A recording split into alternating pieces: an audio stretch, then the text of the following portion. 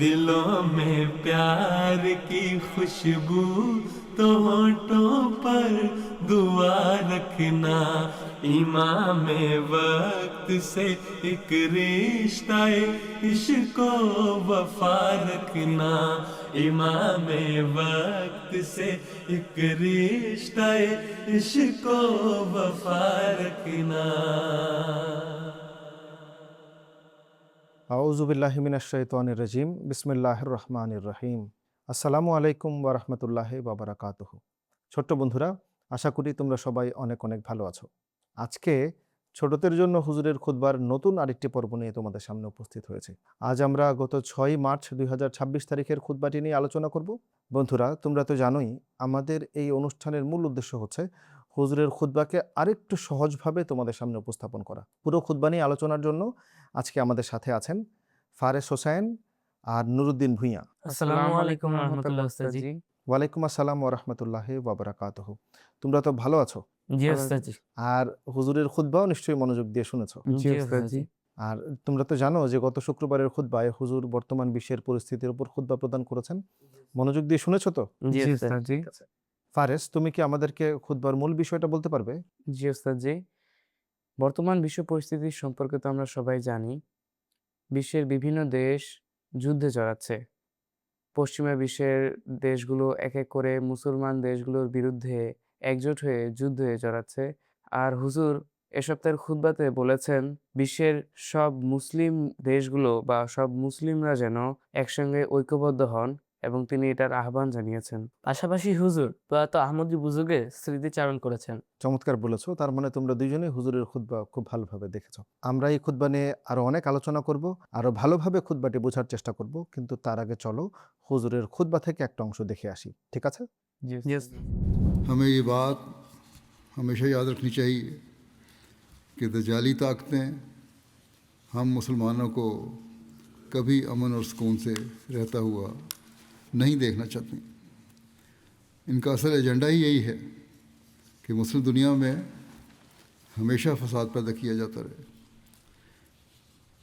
दजाली ताकतें हमेशा ये धोखा देती रही हैं कि अरब ममालिक में जहाँ तेल की दौलत या दूसरे वसाइल हैं, हम अमन के क़याम के लिए तुमसे मुआहदे करते हैं, लेकिन दरहकीकत इनके अंदरूनी मंसूबे कुछ और थे जो आज खुलकर सामने आ चुके हैं। बस हमारा काम ये है कि आज दुआओं के ज़रिए ख़ास तौर पर अल्लाह ताला के सामने झुकें और मुस्लिम दुनिया के लिए ख़ास दुआ करें जिसकी इस वक्त बहुत ज़रूरत है। বন্ধুরা, এতক্ষণ আমরা হুজুরের খুতবার একটা অংশ দেখলাম, কিন্তু আমি প্রতিবারই তোমাদের এটা স্মরণ করাই যে হুজুরের খুতবার পুরোটা দেখার কোনো বিকল্প নেই। আমাদের মনোযোগ সহকারে হুজুরের খুতবা সম্পূর্ণ দেখতে হবে, তারপর নোট নিতে হবে, ভালো লাগা অংশটুকু ভিডিও বার্তা হিসাবে পাঠাতে হবে, আর এই খুতবার উপর আমল করতে হবে, ঠিক আছে? আচ্ছা উস্তাজি, এর আগের খুতবাগুলোতে তো সবগুলো আমাদের ভালোই লাগছিল, কিন্তু এই খুতবা শুনে আমাদের মন খারাপ হয়ে গেছে। ঠিক বলেছো, আমাদের সবার মনটাই একটু ভারী হয়ে গেছে, কারণ হুজুর এই জিনিসটা উপস্থাপন করেছেন যে কিভাবে মুসলমানদেরকে, মুসলমান দেশের নারী, শিশু, বৃদ্ধ সবাইকে নির্বিচারে হত্যা করা হচ্ছে, তাদের উপর অত্যাচার জুলুম করা হচ্ছে, তাই না? জি উস্তাজি। পাশাপাশি হুজুর এটাও বলেছেন একটা স্কুলেও নাকি হামলা করা হয়েছে। হ্যাঁ, স্কুলে হামলা করা হয়েছে, স্কুলের অনেক শিশুকে হত্যা করা হয়েছে, অনেক শিশু মারা গেছে। দেখো, পশ্চিমারা কখনোই মুসলমানদেরকে শান্তিতে থাকতে দিবে না। পশ্চিম দেশগুলোতে একটা ছোটোখাটো কিছু হলে তারা এটাকে এত বাড়িয়ে চাড়িয়ে উপস্থাপন করে, কিন্তু যখন এভাবে মুসলমান দেশকে নির্বিচারে মুসলমান দেশে মানুষকে হত্যা করা হচ্ছে, তাদের উপর এমন নৃশংসতা চালানো হচ্ছে, তখন তারা নিশ্চুপ। যেভাবে প্রচার করার কথা এরকমভাবে প্রচার করছে না। আর হুজুর গত শুক্রবারে বলেই দিয়েছেন, এই দাজ্জালি ফিতনার মূল উদ্দেশ্য হচ্ছে মুসলমানদের মাঝে অনৈক্য তৈরি করে রাখা, তাদের মধ্যে বিশৃঙ্খলা তৈরি করে রাখা, অশান্তি সৃষ্টি করে রাখা। দেখো, পশ্চিমা দেশগুলো এক একটা মুসলমান দেশে নিজেদের ঘাঁটি স্থাপন করেছে, আর যখন তাদেরকে বলা হয় তারা বলে আমরা শান্তি প্রতিষ্ঠার জন্য ঘাঁটি স্থাপন করেছি। আরে মুসলমান দেশগুলোতে কিসের অশান্তি ছিল? এই রমজান মাসে তারা হামলা করেছে ইরানে আর অশান্তি সৃষ্টি করেছে, আর তারা এই কথার বুলি আওড়ায় যে আমরা শান্তি প্রতিষ্ঠা করতে চাই, আমরা ন্যায় বিচার প্রতিষ্ঠা করতে চাই, আমরা তোমাদের নিরাপত্তার জন্য, নিরাপত্তা দেওয়ার জন্য এই জায়গাগুলোতে ঘাঁটি স্থাপন করেছি। হাস্যকর না? জি উস্তাজি। বন্ধুরা, অনুষ্ঠানের এই পর্যায়ে তোমাদের পাঠানো ভিডিও বার্তাগুলো দেখে আসার পালা।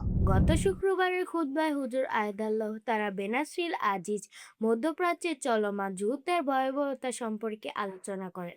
এছাড়াও তিনি দাজ্জালি অপশক্তির সময়ের উল্লেখ করেন, যারা সবসময় মুসলিম বিশ্বের মাঝে ফাটল ও বিভেদ সৃষ্টি করতে চায়। আমরা এতক্ষণ তোমাদের পাঠানো ভিডিও বার্তাগুলো দেখলাম, আমাদের খুব ভালো লেগেছে, আর আমরা বুঝতে পারছি যে তোমরা হুজুরের খুতবা মনোযোগ সহকারে দেখছো। আমাদের প্রত্যাশা থাকবে একই রকমভাবে হুজুরের খুতবা দেখতে থাকবে, আর আমাদের কাছে তোমাদের সবচেয়ে ভালো লাগা অংশটুকু ভিডিও বার্তা হিসেবে পাঠাতে থাকবে, ঠিক আছে? আচ্ছা নুরুদ্দিন, তুমি কি বলতে পারবে মুসলিম আলাইহিস সালামের আগমনের উদ্দেশ্য কি ছিল? হ্যাঁ, আমি খুতবায় শুনেছি হুজুর বলেছিলেন মসিহ মউদ আলাইহিস সালামের আগমনের উদ্দেশ্য হলো মুসলিম উম্মাহকে ঐক্যবদ্ধ করা। ঠিক বলেছো তোমরা। মুসলিম মাদ ইসলাম এসেছেই এর জন্য, পুরো মুসলিম উম্মাহ যেন ঐক্যবদ্ধ হয়। কিন্তু আমরা আজকে কি দেখছি?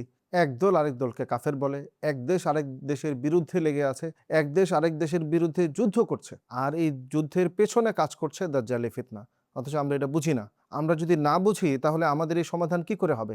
খলিফাতুল মসিহ রাবে রহমাকুমুল্লাহর একটা কথা হুজুর উপস্থাপন করেছেন গত শুক্রবারের খুতবায়। বলেছেন, যখন ইরাক যুদ্ধ শুরু হয়েছিল তখনই তিনি বলেছিল যে এই যুদ্ধ এত দূরেই শেষ না, বরং এটা কেবল সূচনা, এটা আরো অনেক বেশি বাড়বে। হায় মুসলমান জাতি যদি এটা বুঝতে পারতো। আচ্ছা উস্তাদজি, আমার একটা প্রশ্ন ছিল। আচ্ছা বলো।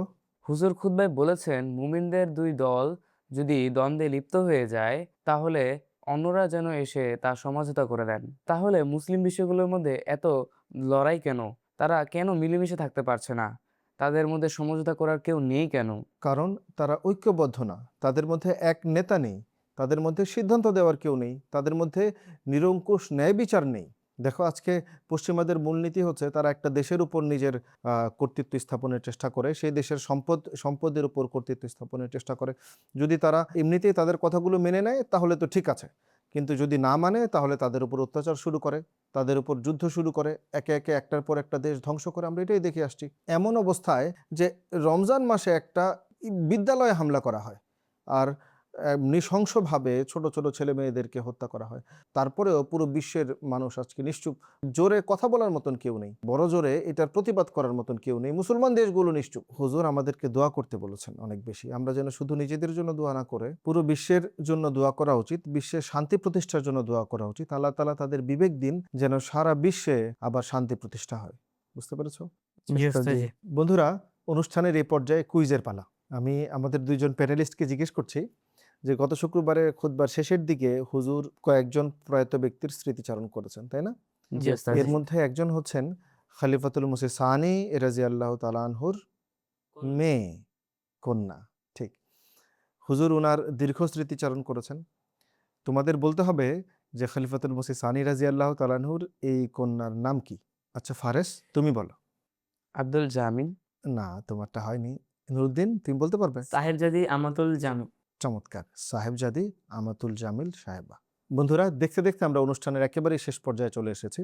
তোমরা যারা কষ্ট করে এতক্ষণ আমাদের সঙ্গ দিয়েছো সবাইকে অনেক অনেক ধন্যবাদ, আর দুইজন প্যানেলিস্টকে ধন্যবাদ জানিয়ে আর আমাদের পরবর্তী অনুষ্ঠানটি দেখার আমন্ত্রণ জানিয়ে আজকের মতো এখানেই বিদায় নিচ্ছি।